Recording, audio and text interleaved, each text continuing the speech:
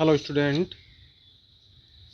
कल हमने जो है मोहम्मद बिन तुगलक की विभिन्न योजनाओं के बारे में पढ़ा था। ठीक है, हमने देखा था कि उसकी ज़्यादातर जो योजनाएं हैं वो असफल हुई थी और इसकी वजह से उसकी बहुत किरकिरी हुई थी। लेकिन आज जो है हम उसके समय में हुए प्रमुख विद्रोह के बारे में पढ़ेंगे कि उनके काल में जो है कौन कौन से विद्रोह हुए थे और उनके क्या क्या रिजल्ट रहे थे। ठीक है, तो उसके काल में जो है कहा जाता है कि 34 विद्रोह हुए थे, 34 जो है विद्रोह हुए थे। और उनमें से 27 विद्रोह तो केवल दक्षिण भारत में हुए थे। कितने हुए थे? 27 विद्रोह तो दक्षिण भारत में हुए थे। अब बात आती है कि इतने विद्रोह इसके काल में हुए क्यों। तो पहला जो रीज़न है वो ये है, अमीरों की महत्वाकांक्षा।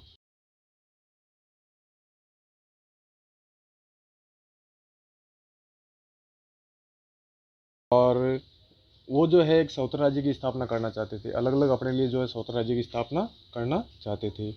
दूसरा जो है सुल्तान द्वारा छोटे छोटे अपराधों के लिए जो क्रूर दंड दिए जाते थे, वो भी एक विद्रोह का कारण था। ठीक है। तीसरा जो रीज़न था वो ये था कि सुल्तान की योजनाओं का असफल होना। मतलब जो है सुल्तान की योजनाएं जब असफल हुई तो सुल्तान जो है बहुत बदनाम हो गया और राज्य की आर्थिक स्थिति भी खराब हो गई। और कुछ महत्वाकांक्षी अमीरों ने जो है इस चीज़ का फ़ायदा उठाने का प्रयास किया और उसने उन्होंने जो है विद्रोह कर दिया। चौथा जो रीज़न है वो है दक्षिणी भारत को साम्राज्य मिला लेना। दक्षिणी भारत को जो है उन्होंने दिल्ली सल्तनत में मिला लिया था और इस पर नियंत्रण स्थापित करने का प्रयास भी किया गया हालांकि। लेकिन फिर भी जो है उस समय जो है यातायात के साधन नहीं थे और इतने बड़े क्षेत्र को जो है नियंत्रण में रखना मुश्किल था। तो एक बहुत बड़ा रीज़न ये था कि दक्षिणी भारत को जो है उन्होंने अपने अधीन कर लिया था। जबकि उसके जो पूर्ववर्ती सुल्तान हैं ज़्यादातर उन्होंने प्रयास किया कि दक्षिणी भारत को केवल करद राज्य की कंडीशन में रखा जाए, ना कि पूर्ण रूप से उसको दिल्ली सल्तनत में मिलाया जाए। तो ये कुछ कारण थे, जैसे अमीरों की महत्वाकांक्षा, सुल्तानों द्वारा छोटे छोटे अपराधों के लिए कठोर दंड देना, सुल्तान की योजनाओं का असफल होना और दक्षिणी भारत को साम्राज्य में मिला लेना। अब बात आती है कि इसके काल में कौन कौन से विद्रोह हुए थे। तो पहला जो विद्रोह हुआ था वो था बहाउद्दीन गुरसाफ का विद्रोह। बहाउद्दीन गुरसाफ का विद्रोह जो है वो 1326-27 ईस्वी में हुआ था। आपको पता है कि 1325 ईस्वी में जो है मोहम्मद बिन तुगलक जो है शासन सत्ता ग्रहण की थी और उसके एक दो साल बाद ही जो है बहाउद्दीन गुरसफ ने जो है विद्रोह कर दिया था। बहाउद्दीन गुरसफ जो है आपके गुलबर्गा जो साउथ में है उसके निकट एक सागर नाम का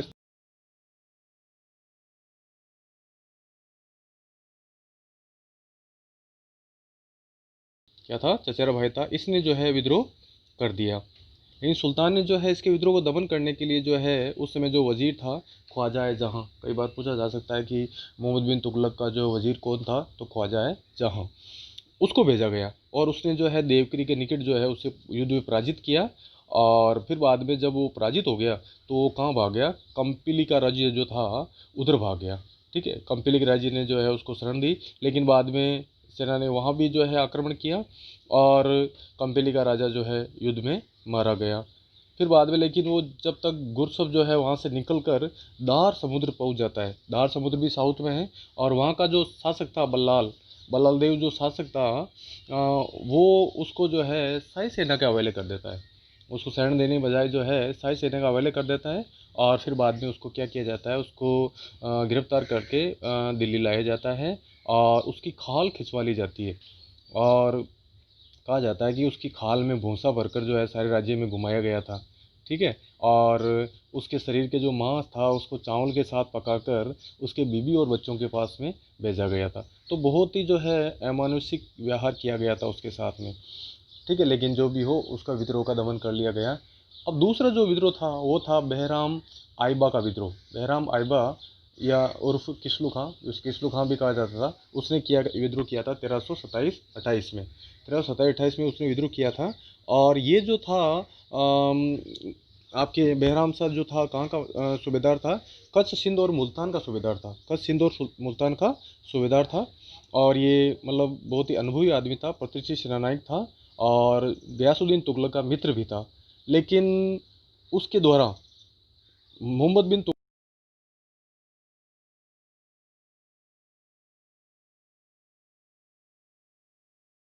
कर दिया था और विद्रोह कर दिया था। लेकिन बाद में जब विद्रोह की सुल्तान को खबर मिली तो जो है उसने जो है उसके खिलाफ कूच किया और अबोहर के निकट जो है उसे युद्ध में परास्त किया और उसका वध कर दिया गया। तो इस प्रकार जो है द्वितीय विद्रोह का अंत हो गया। तीसरा विद्रोह जो था वो था गयासुद्दीन बहादुर का विद्रोह। कौन सा था? गयासुद्दीन बहादुर का विद्रोह। ये जो है आपके 1327-28 ईस्वी में किया जाता है। ठीक है। और गयासुद्दीन बहादुर कौन था? अब हमने देखा था पहले कि जब गयासुद्दीन तुगलक ने बंगाल विजय की थी, तब गयासुद्दीन बहादुर जो उन तीन भाइयों में था, जो बंगाल में जो उस समय जो बिगड़ी हुई स्थिति में भाग ले रहे थे, और उस गयासुद्दीन बहादुर को जो है पकड़ के दिल्ली लाया गया था। लेकिन उसके पुत्र मोहम्मद बिन तुगलक ने जो है उसको मुक्त कर दिया और उसकी अधीनता में जो है लखनौती का शासक नियुक्त किया। लेकिन बाद में जब वो शासक बनने के बाद उसने विद्रोह कर दिया, और इस विद्रोह की वजह से जो है बाद में जो है मोहम्मद बिन तुगलक ने जो है बहराम खां को भेजा, जो उसका सौतेला भाई था, और उसने बहराम खां ने क्या किया, उसको जो पराजित करके कैद कर लिया। और फिर बाद में वही जो है सबके लिए जो दंड था वो था कि उसकी जीवित खाल खिंचवा ली गई और उसकी खाल में भूसा भरवा कर जो है सुल्तान के पास भेज दिया गया। ठीक है। तो इस प्रकार तीसरे विद्रोह का अंत हुआ। चौथा विद्रोह जो था वो बहुत ही महत्वपूर्ण है, महाबर का विद्रोह, जो सफल हुआ था। भाई ऊपर के हमने जो देखे हैं तीन विद्रोह, बहाउद्दीन गुरसब का विद्रोह, बैराम आइबा का विद्रोह, गयासुद्दीन बहादुर का विद्रोह, तो ये जो है इनको दबा दिया गया था। लेकिन महाबर का विद्रोह एक ऐसा विद्रोह था जो सफल हो गया था, उसको सुल्तान दबा नहीं सका था। अब क्यों नहीं दबा सका था हम देखते हैं। देखो, ये जो विद्रोह किया गया था 1334-35 ईस्वी में किया गया था। कब किया गया था?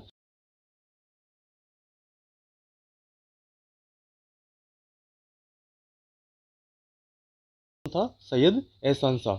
और इसने जो है सुल्तान की परेशानियों को ध्यान में रखते हुए कि भाई जो है सुल्तान बहुत सारे विद्रोह में उलझा हुआ है, इसके अलावा जो है दोआ मालवा और पूरी पंजाब क्षेत्र में जो अकाल पड़ा हुआ है, तो इसका लाभ उठा के जो है उसने क्या कर दिया, विद्रोह कर दिया। ठीक है। अब उसके विद्रोह को दमन करने के लिए सुल्तान क्या करता है, दिल्ली से रवाना होता है और बीदर पहुंचता है। लेकिन उस समय क्या होता है कि बीदर क्षेत्र में जो है प्लेग फैला हुआ होता है, प्लेग फैला होता है, ज़बरदस्त प्लेग फैला हुआ होता है। और उस प्लेग की वजह से उसकी सेना और वो खुद भी जो है प्लेग के चपेट में आ जाता है, और उसकी जो दो तीय सेना है वो नष्ट हो जाती है। ठीक है। फिर बाद में जो है जब ऐसी कंडीशन हो जाती है तो सुल्तान क्या करता है कि माबर जाने का विचार छोड़ देता है और बीदर से वापस दौलताबाद लौट आता है। कहाँ से लौट आता है? बीदर से दौलताबाद लौट आता है। और इसी समय उसे पता चलता है कि लाहौर में भी एक विद्रोह हो गया है, तो उसको दबाने के लिए वो निकल पड़ता है। तो इस प्रकार जो है वो माबर के विद्रोह को बिना दबाए ही चल पड़ता है, और इस प्रकार ये माबर बिल्कुल स्वतंत्र हो जाता है। अब बात आती है बंगाल में पुनः विद्रोह और जो है सल्तनत राज्य की स्थापना। देखो, बंगाल में पहले भी विद्रोह के बारे में पढ़ा हमने कि गयासुद्दीन बहादुर ने जो है विद्रोह किया था, लेकिन बाद में जो है हम उसका पतन कर दिया गया था। अब जो दूसरा विद्रोह हुआ, और इसमें जो है आपके क्या हुआ कि सुनारगाम का जो राज्यपाल था बैराम खां, जो सुल्तान का सौतेला भाई था, उसकी 1338-39 में क्या हो जाती है, मृत्यु हो जाती है। ठीक है। और उसके बाद जो है उसके सिलहदार, जो शस्त्रों के रक्षक मलिक फखरुद्दीन होता है, वह स्वयं को सुनारगांव का स्वतंत्र शासक घोषित कर देता है। और कर देता है, फखरुद्दीन जो है अपने क्या करता है, सुनारगांव का स्वतंत्र शासक घोषित कर देता है। और सुल्तान फखरुद्दीन की उपाधि भी धारण कर लेता है। ठीक है। और उसने लखनौती पर भी अधिकार कर लिया, सुनारगांव पर तो अधिकार कर ही लिया, लखनौती पर भी अधिकार कर लिया। किंतु कुछ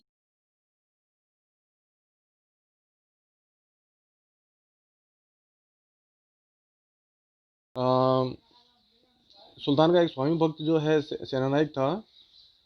सुल्तान का जो है आपके एक स्वामी भक्त सेनानायक था आपके, वो क्या नाम था उसका, अली मुबारक। वो क्या कर देता है, फखरुद्दीन से जो है क्या कर लेता है, लखनौती छीन लेता है। और उसने स्वयं कोई चिन्ह धारण नहीं किया, और सुल्तान के पास ये प्रार्थना भेजी कि जो है आप कोई उपयुक्त व्यक्ति को भेज दीजिए ताकि वो लखनौती का राज्यपाल नियुक्त किया जा सके। ठीक है। परंतु सुल्तान की तरफ से कोई व्यवस्था नहीं हुई, तो उसने क्या किया, और उसे पता था कि फखरुद्दीन का विरोध भी करेगा, तो उसने जो क्या किया, खुद को सुल्तान घोषित कर दिया। लेकिन कुछ दिनों बाद क्या होता है कि हाजी इलियास नाम का जो वो हाजी इलियास का भी वध कर देता है, और शमसुद्दीन के नाम से लखनौती का शासक बन जाता है। ठीक है, शमसुद्दीन के नाम से जो लखनऊ शासक बन जाता है। सीगरी जो है उसने 1340-41 में फखरुद्दीन को पराजित करके उसका वध कर दिया तथा सोनारगांव पर भी अधिकार कर लिया। तो इसके पश्चात जो दीर्घ काल तक क्या हुआ कि शमसुद्दीन और उसके उत्तराधिकारी है उन्हीं के हाथ में बंगाल रहा, है ना, और दिल्ली के शासकों ने जो है उसको जीतने का प्रयास नहीं किया। बाद में मुगल शासकों ने ही जीता, दिल्ली सल्तनत के शासकों ने उसको जीतने का प्रयास नहीं किया। ठीक है, अब बात आती है छठा जो है आपके दक्षिण में स्वतंत्र हिंदू राज्यों की स्थापना। तो दक्षिण में जो है इसी टाइम पीरियड में जो है कुछ स्वतंत्र हिंदू राज्यों की स्थापना होती है, जैसे विजयनगर राज्य की स्थापना 1336 ईस्वी में होती है। अब जब वो इस प्रकार की कंडीशन बन जाती है, सुल्तान विद्रोह में उलझा रहता है, ठीक है, और उनको लगता है कि भाई जो है अब वो दक्षिण की तरफ ज़्यादा ध्यान नहीं दे पाया, ध्यान नहीं दे पाया गया, तो उसने क्या किया कि विजयनगर में एक नए राज्य की स्थापना कर ली। और इसकी स्थापना किसने की थी? हरिहर और बुक्का नाम के दो भाई थे, उन्होंने विजयनगर की स्थापना कर ली। इसके अलावा वारंगल 1335 ईस्वी में जो है लगभग लगभग पूरा स्वतंत्र हो गया, है ना,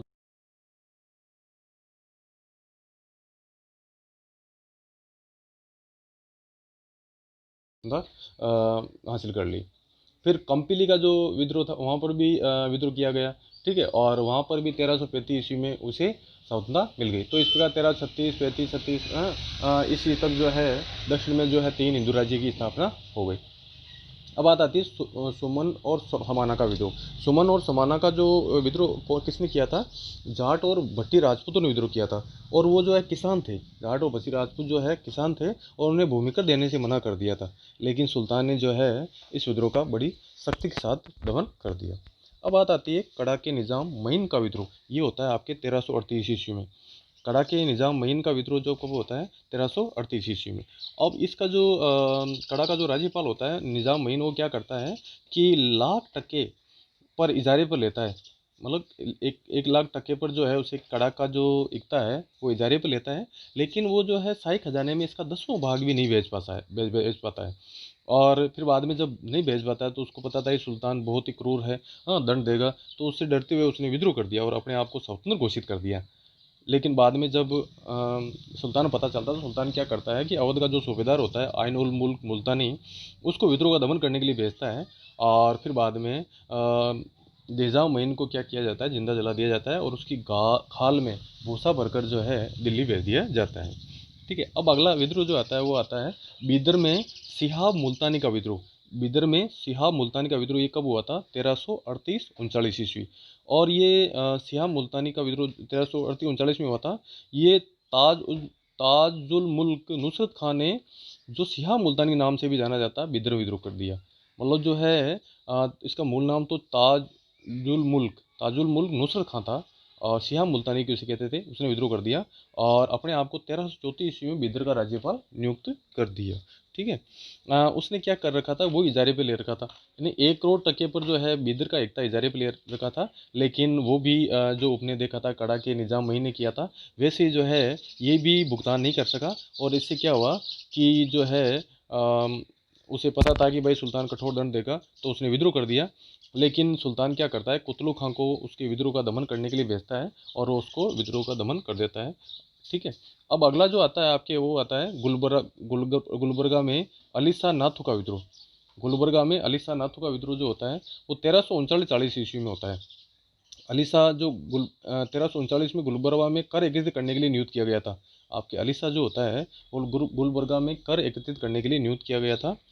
किंतु उसने गुलबर्गा के राज्यपाल का वध करके गुलबर्गा और बीदर में अपने आप को स्वतंत्र शासक घोषित कर दिया। मतलब कर वसूल करने के लिए नियुक्त किया गया था, लेकिन जो है आपके वो वहाँ पर उसने अपने आप को स्वतंत्र शासक घोषित कर दिया।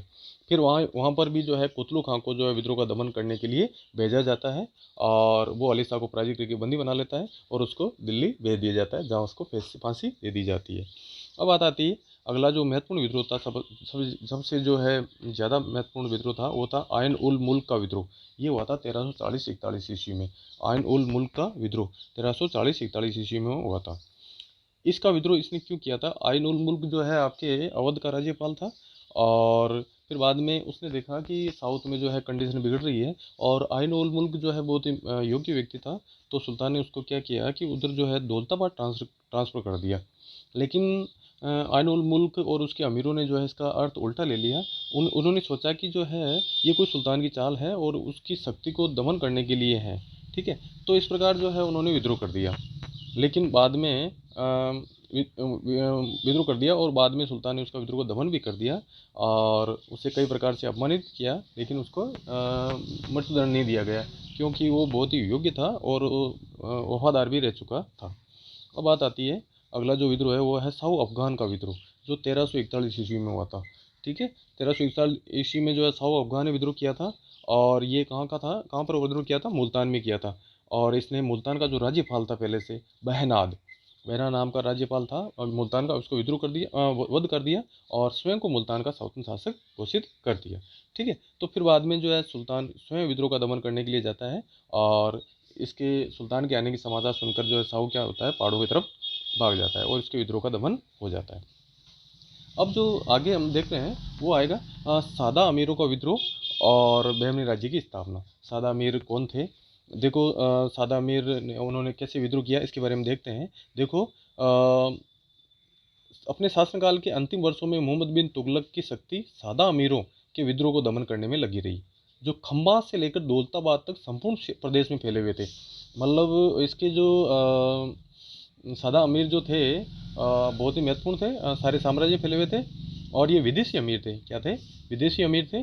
और सुल्तान का जो अंतिम टाइम पीरियड है, लगभग 10-12 साल जो है, उसको जो है इन्हीं के विद्रोह को दमन करने में लगा रहा। और बर्नी जैसा हमें बताता है कि ये लोग अधिकारी थे जो जिनको सैनिक और नागरिक दोनों प्रकार के अधिकार प्राप्त थे, और इनके अधीन सैनिक भी होते थे। ठीक है, इसके अलावा हाजी उद्दबीर क्या कहता है कि सादा जो होते थे वो कर एकत्रित करने वाले अधिकारियों के कार्यों पर नियंत्रण रखने के लिए नियुक्त किए जाते थे। जो कर एकत्रित करने का कार्य करते थे, आमिल वगैरह, उन पर नियंत्रण स्थापित करने के लिए नियुक्त किए जाते थे। लेकिन इन विदेशी अमीरों ने राज्य के धन का गबन कर लिया, और लूटमार के उद्देश्य ये लोग विद्रोहियों की मदद करने लग गए। ठीक है, और सुल्तान ने मालवा के राज्यपाल अजीज खम्मार को उपद्रवी विदेशी अमीरों को दंड देने के लिए आदेश दिया। तो इस प्रकार जब ये ऐसी हरकतें करने लग गए, तो सुल्तान ने क्या किया, जो मालवा का राज्यपाल था उसमें अजीज खम्मार, उसको जो है इनका इनका विद्रोह का दमन करने के लिए भेजा। ठीक है, उसने भी जो है क्या किया कि बहुत सारे सादा अमीरों को बंदी बना लिया और उनका वध कर लिया।